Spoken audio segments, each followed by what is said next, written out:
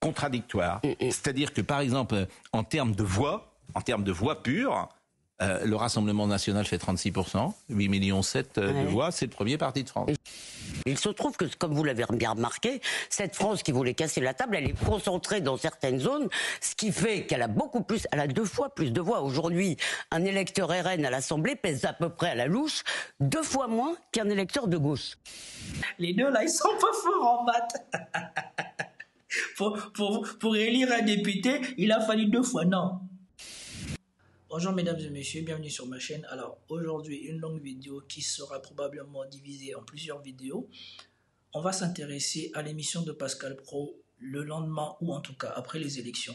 Merci à tous les abonnés de m'avoir permis de dépasser la barre des 30 000 abonnés. Objectif 40 000 abonnés maintenant. Donc si tu veux faire partie de l'aventure, en tout cas si tu aimes ce que je fais, abonne-toi. N'oublie pas la cloche de notification pour être notifié à chaque fois que je fais une vidéo.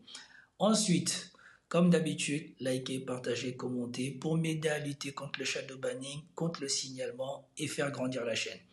Et sans plus tarder, nous passons à cette émission de Pascal Praud. On va parler évidemment de ce qui s'est passé avec les résultats. Ce qui est intéressant, c'est que je disais que personne n'avait gagné, et peut-être même que tout le monde a perdu, mais surtout, en fonction de là où on parle, on peut tirer des conclusions diamétralement contradictoires. C'est-à-dire que, par exemple, en termes de voix pures, le Rassemblement national fait 36%, 8,7 millions de voix, c'est le premier parti de France. Et je pense que vous trompez quand vous dites que personne n'a gagné.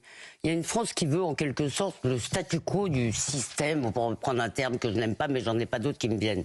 Et une France qui voulait casser la table. Il se trouve que, comme vous l'avez bien remarqué, cette France qui voulait casser la table, elle est concentrée dans certaines zones, ce qui fait qu'elle a elle a 2 fois plus de voix. Aujourd'hui, un électeur RN à l'Assemblée pèse à peu près à la louche 2 fois moins qu'un électeur de gauche. Ben oui, puisque pour élire un député, il a fallu beaucoup plus. Non, mais vous faites le calcul, c'est votre nombre de voix. Vous avez. Non, mais j'ai compris voilà, la démonstration. Donc il y a 8 millions qui font 155 députés. Voilà, et donc, si vous voulez, bien sûr, c'est légal, c'est parfaitement. Mais malgré tout, et deuxièmement, je vais très vite, il y a eu un. Bon, on va arrêter ici cette première partie. Une fois de plus, je vous ai toujours dit que ces gens-là déforment la vérité pour faire passer leurs idées. Premièrement, Pascal Praud décrit la situation en disant que 36% des votes ont été pour le Rassemblement national. C'est que je vais débunker tout de suite devant vous. Et le pire, c'est cette dame qui vient vous dire que un électeur du RN pèse 2 fois moins qu'un électeur de gauche. Enfin, un vote est un vote, normalement. Donc pourquoi un vote vaudrait 2 fois moins qu'un autre vote? Ils viennent là simplifier les choses pour faire croire que on a volé aux électeurs du Rassemblement national quelque chose auquel ils n'ont pas droit. Et il n'y a rien qui me révolte au plus que ce genre de personnes. Et ce qui me révolte encore plus, c'est que c'est ce genre de personnes qui, au quotidien, viennent à la télé, du lundi au vendredi ou de lundi au samedi, disent-ils ces idées au reste de la population française qui est biberonnée à la télé, et que ces gens-là finissent par croire qu'il y a vraiment un système qui est contre eux et qu'ils méritaient de gagner les élections.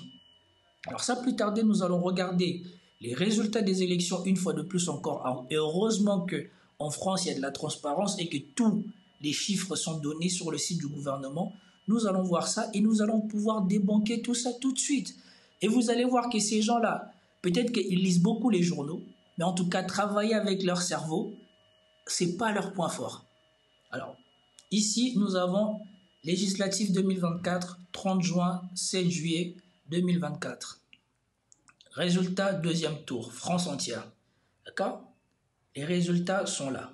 La France compte 68 millions de personnes. Il y a 43 millions de personnes inscrites sur les listes. 43 millions de personnes.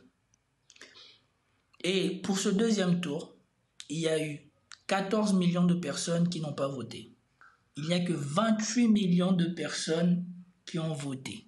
1 million 100 de votes blancs, 400 000 votes nuls et 27 millions de suffrages exprimés. Les suffrages exprimés correspondent à 62% des personnes inscrites. Il faut avoir ces ordres de grandeur en tête. D'accord? Maintenant, avec 8 millions de personnes, comme on voit ici, vous êtes à peu près, vous représentez non pas 20% des Français, mais 20% des Français inscrits sur les listes. Ce qui est loin de correspondre à ce que dit cette dame. 20% des Français, c'est un Français sur 5. Donc ce n'est pas 36% des Français, c'est 36% des suffrages exprimés.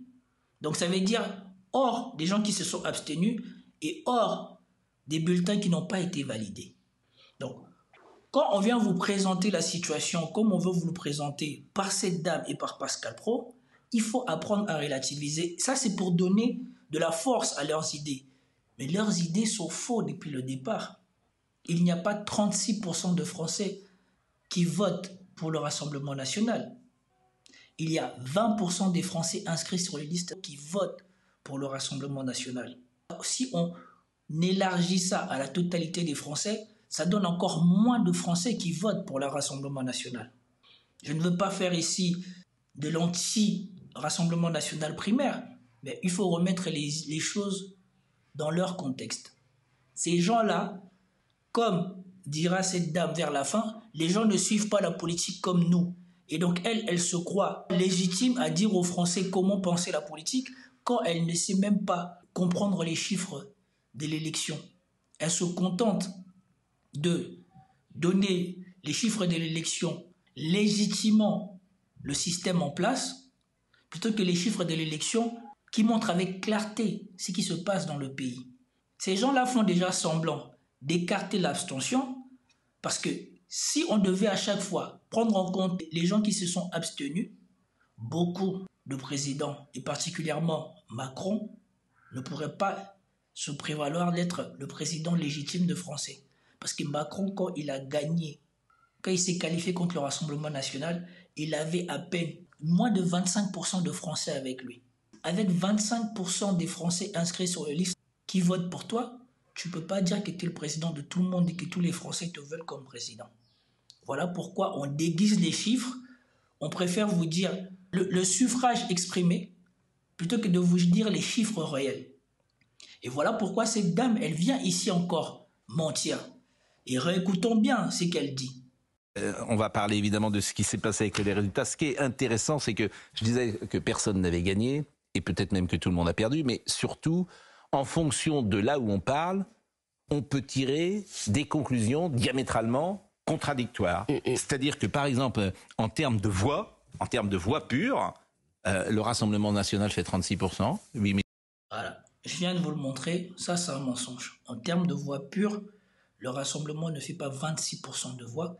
Le Rassemblement national fait 20% des personnes inscrites sur les listes. Ce n'est pas du tout la même signification. Parce que si on suit ce que Pascal Praud dit, mathématiquement, ça se traduit presque 4 Français sur 10 votent pour le Rassemblement national. En interprétant les chiffres pour ce qu'elles sont, comme je le fais, ça donne 1 Français sur 2 sur les listes qui votent pour le RN. Et si vous prenez sur la totalité des Français, ça donne encore moins de Français susceptibles de voter pour le RN.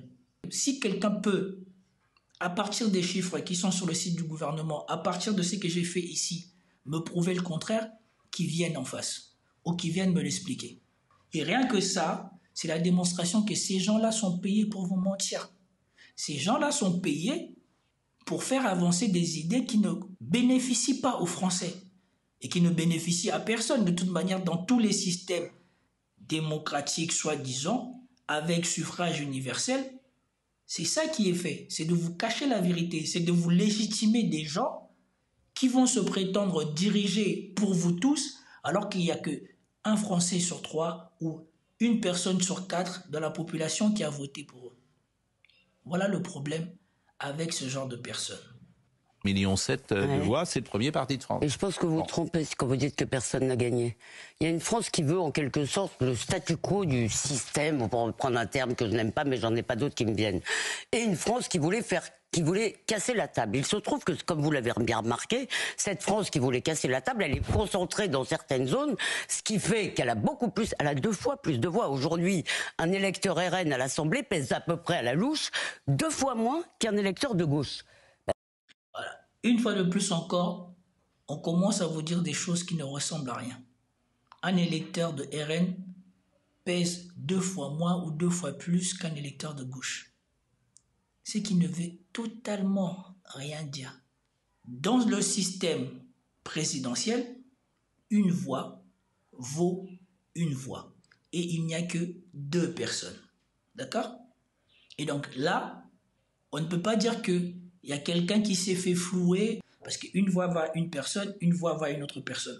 Dans ce système de représentation, il y a des villes où il y a plus d'habitants que d'autres et il y a des villes où il y a moins d'habitants que d'autres. La particularité de la France, c'est qu'on a des grandes villes et plein de petites villes. Et dans les petites villes où ces gens-là regardent la télé, regardent ces genres de personnes, le Rassemblement national réunit le plus de points.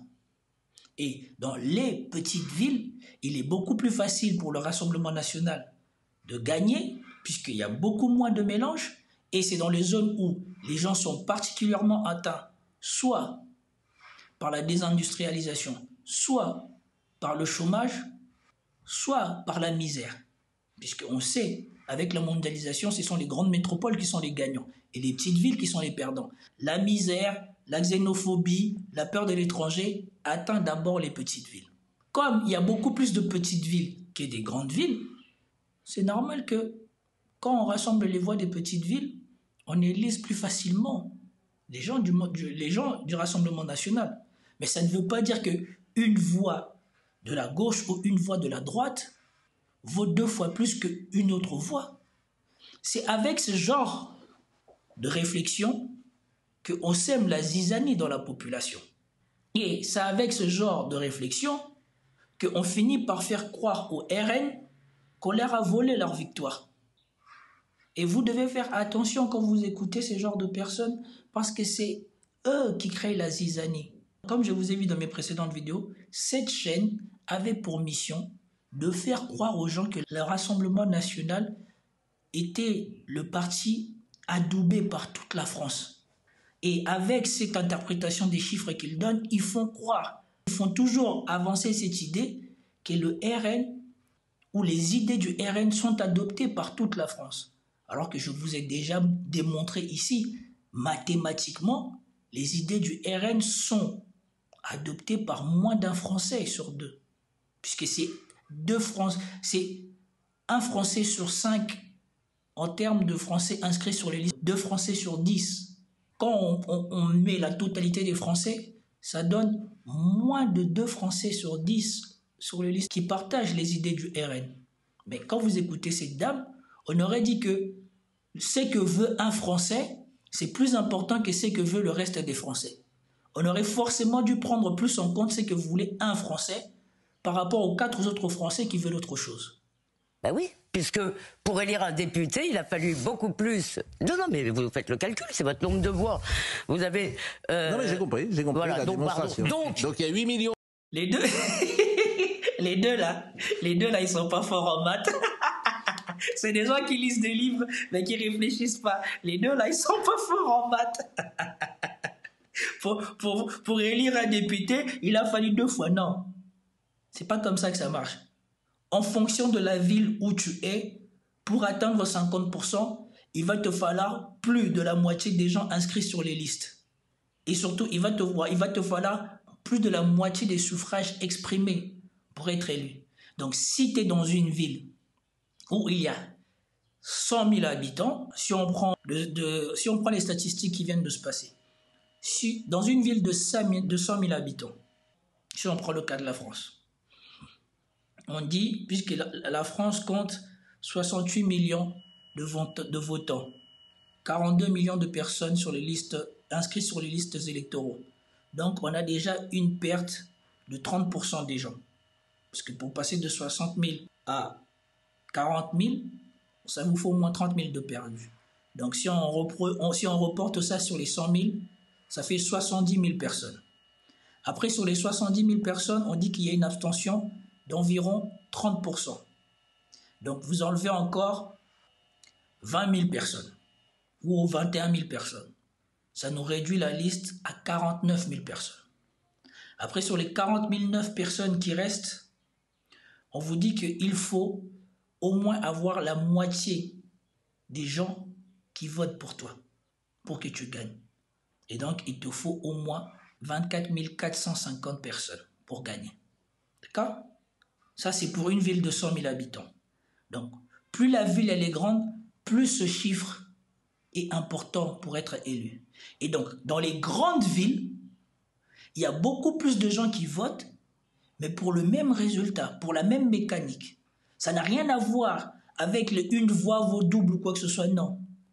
Une voix vaut la même chose, mais n'a pas le même effet selon la taille de la ville. Plus la ville est importante, plus le nombre de gens qu'il faut que tu réunis est important. Et donc tous les députés, pour réaliser les 50% ou pour être élus, c'est d'être en tête en termes de pourcentage, mais ce pourcentage-là ne reflète pas le même nombre de populations. Tout ça, ce sont des logiques mathématiques, et c'est ici vous voyez la différence entre la culture et l'intelligence. Probablement que Madame Lévy et Pascal Praud ont plus de culture que moi, mais au niveau de l'intelligence, je crois que je me débrouille très bien. Parce que eux, ils n'arriveront pas à faire ce calcul-là comme moi je l'ai fait devant vous, sans avoir besoin de quoi que ce soit. Et c'est là la différence.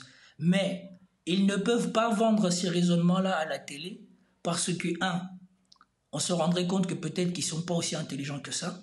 Et deux, ça ne serait pas vendeur pour les idées qu'ils veulent véhiculer dans leur émission. Vous devez être attentif à ce genre de choses. Ils savent que la majorité d'entre vous, vous n'irez pas faire le travail que j'ai fait. Et donc vous allez prendre pour argent comptant les bêtises qu'ils disent, ce qui va vous mener à une frustration. Donc ils font 155 députés. Voilà, et donc si vous voulez, bien sûr, c'est légal, c'est parfaitement, mais malgré tout, et deuxièmement, je vais très vite, il y a eu un matraquage tel que le débat loyal que vous pouviez espérer. Cet argument, les Français, ils sont grands. Bah oui, monsieur. Ils sont grands, Elisabeth. Moi, alors je le récuse. Vous plaignez du système médiatique s'il n'a aucune influence. Mais alors, je m'en plains pour le souligner, mais je suis convaincu depuis bien longtemps qu'il a très peu d'influence, en tout cas pas l'influence qu'on lui prête. Mais le barrage a marché.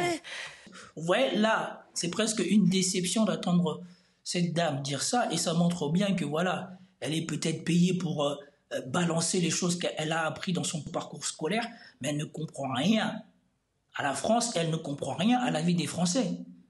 Les Français ne sont pas allés faire des reports automatiques de voix parce qu'on leur a dit de le faire, mais c'est bien la conséquence de ce que vous avez provoqué sur vos plateaux télé en essayant d'enjoliver le RN, et parce que la vérité c'est su, donc vous étiez obligé, comme vous êtes payé pour capter l'attention, comme avait dit le président de TF1, on n'est pas là pour vendre de l'information, on est là pour vendre du temps de publicité.